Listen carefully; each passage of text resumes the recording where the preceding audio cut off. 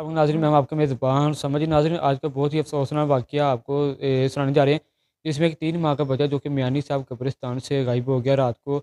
उनके वालिद साहब ने उसको दफ़नाया है और सुबह वो बच्चा गायब हो गया है।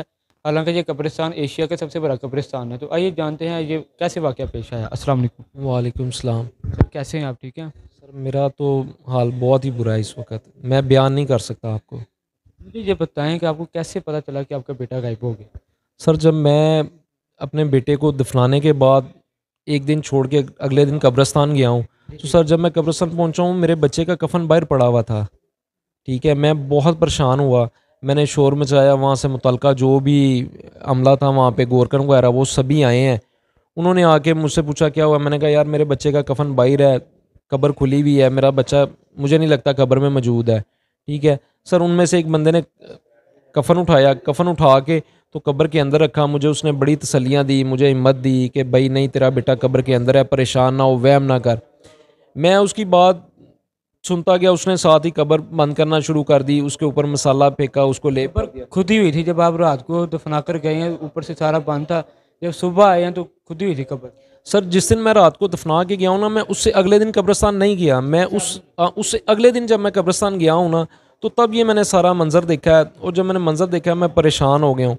फिर उसके बाद इन्होंने जब कब्र को बंद कर दिया, मुझे तसल्लियाँ देते रहे, मैं गुस्से में था, मैंने कहा जिसने ये तदफीन किया उस शख्स को बुलाएं, ठीक है? वो शख्स आया, उसके बाद मेरा भाई इनको प्रेशराइज़ करता रहा कि कब्र खोले, देखो अंदर बच्चा है कि नहीं। इन्होंने फिर एक साइड से कब्र एक ईंट खोली है, ठीक है? तब तक मैंने 15 पे भी कॉल कर रही थी, वो भी आ गए। तो इन्होंने ना अंदर हाथ डाल के 2 शख्स ने देखा, एक वहाँ पे सिक्योरिटी गार्ड है और एक वो शख्स जिसने मेरे बच्चे की तदफीन की। दोनों ने मुझे उसी वक्त गारंटी दी कि सर आपका बच्चा कब्र में नहीं है। लेकिन उस वक्त जब पुलिस पहुँच चुकी थी, उन्होंने मुझे कहा कि भाई हम कब्र को नहीं खोद सकते, ये एक सरकारी प्रोसीजर है, इसके थ्रू आपकी कब्र खुलेगी, ये मजिस्ट्रेट से ऑर्डर लेना पड़ेगा, कानूनी कार्रवाई है।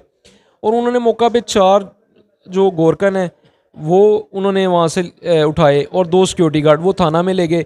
नेक्स्ट दिन मुझे इन्वेस्टिगेशन टीम के पास पेश किया गया, उन्होंने मेरी सारी बात सुनी।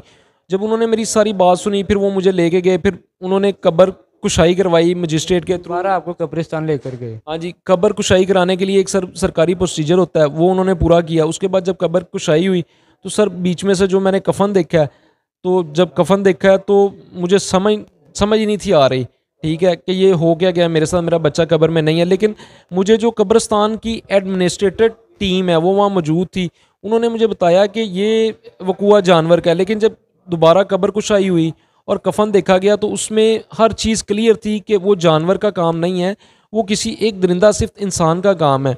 मेरी अकाम बाला से अपील है कि मुझे मेरा बेटा लेके दिया जाए। मुझे इन्वेस्टिगेशन टीम ने तसल्ली दी हुई है कि आप भाई बेफ़िक्र हो जाएं, हम अपनी पूरी कार्रवाई कर रहे हैं, और इंशाल्लाह मुझे उन पे पूरा भरोसा है, मुझे उन पे पूरी उम्मीद है, वो मेरा बच्चा कहीं ना कहीं से रिकवर करके देंगे, और वो उन लोगों को पकड़ेंगे जो ये सारे काम करते हैं, कब्रों से मैयत निकालते हैं, उनकी बेरुहमती करते हैं, जो भी करते हैं। मुझे पूरा उन पे यकीन है, मुझे ट्रस्ट है कि पंजाब पुलिस जो है मेरा काम पूरा करेगी, मेरा साथ दे रही है, और अभी तक मेरा साथ दे रही है, और उन्होंने टीमें तश्कील दे दी हैं जो मेरी इन्वेस्टिगेशन कर रहे हैं। अच्छा मुझे ये बताएं कि जब आपको पता चला कि आपका बच्चा जो गायब हो गया, आप जब घर आए तो आपने किसी को बताया या बस समझ ही नहीं आई कि क्या करना? भाई मैंने अभी तक अपने घर में किसी को भी नहीं बताया कि मेरे साथ क्या वाकया पेश हुआ है। मेरे घर में मेरी ना बेगम को पता है, ना मेरे घर वालों को किसी को पता है कि वकूआ क्या हुआ। मैं 4 दिन से सोया नहीं सर। 4 दिन से सोए नहीं आप। नहीं, मुझे नींद ही नहीं आती, मैं रात को सोता हूँ, मुझे मेरा बच्चा नज़र आता है, मेरे मेरे बच्चे का कफन मुझे नज़र आता है। मुझे बताएं मैं क्या करूँ? अच्छा मुझे ये बताएं जो कफन के ऊपर कोई ब्लड वगैरह लगा हुआ था जब आपने देखा उसको, तो ब्लड वगैरह लगा हुआ था? अगर एक मिसाल है देखिए किसी जानवर का काम है तो ब्लड लगा हुआ था उस पर कि नहीं? सर ये जानवर का काम ही नहीं है। जब कब्र कुशाई हो गई, हर चीज़ अयां हो गई, सब नज़र आ गया, तो फिर कैसे मैं कह सकता हूँ कि ये जानवर का काम है? जानवर का काम होता तो सर वो फटा होता कफन कहीं ना कहीं से। मैंने अपने बच्चे को बड़े प्यार से कफन पहनाया। कफन से पहले मैंने उसको सूट पहनाया, शलवार कमीज़ बाज़ार से ला के, वो उतरा हुआ था जैसे किसी ने उसके ऊपर से उतारा है, ठीक है, कफन उतारा है, सूट उतारा है, वो सारा कुछ कब्र में फेंक के चला गया। जब कब्र कुशाई हुई तो हर चीज़ सामने आ गई, उसमें हर चीज़ नज़र आई कि ये जानवर का काम नहीं, ये किसी इंसान का काम है जिसने मेरा बच्चा चुराया है। कब्र से निकाला है। अब उसके साथ क्या प्रोसीजर है मुझे इस चीज़ का अंदाज़ा नहीं क्या है। लगता है ये किसी मेडिकल स्टूडेंट का काम होगा? आपको पता है कि पाकिस्तान में इस तरह के हालात होते रहते हैं कि जो है टेस्ट करने के लिए जो है इंसानी बॉडी का, तो वो बच्चे निकाल के उसके लिए इस्तेमाल किया हो, किसी ने ख़रीदा हो। सर अब यहाँ पे हज़ारों लोग बातें कर रहे हैं मुझे, मैं क्या आपको बताऊँ, ये मेडिकल में गया है, ये हॉस्पिटल गया है, प्राइवेट गया है, या इसका क्या किया होगा, इसके पार्ट्स बेचे होंगे, मुझे किसी चीज़ का कुछ पता नहीं है, मुझे कुछ इल्म नहीं है। लास्ट में कुछ कहना चाहिए?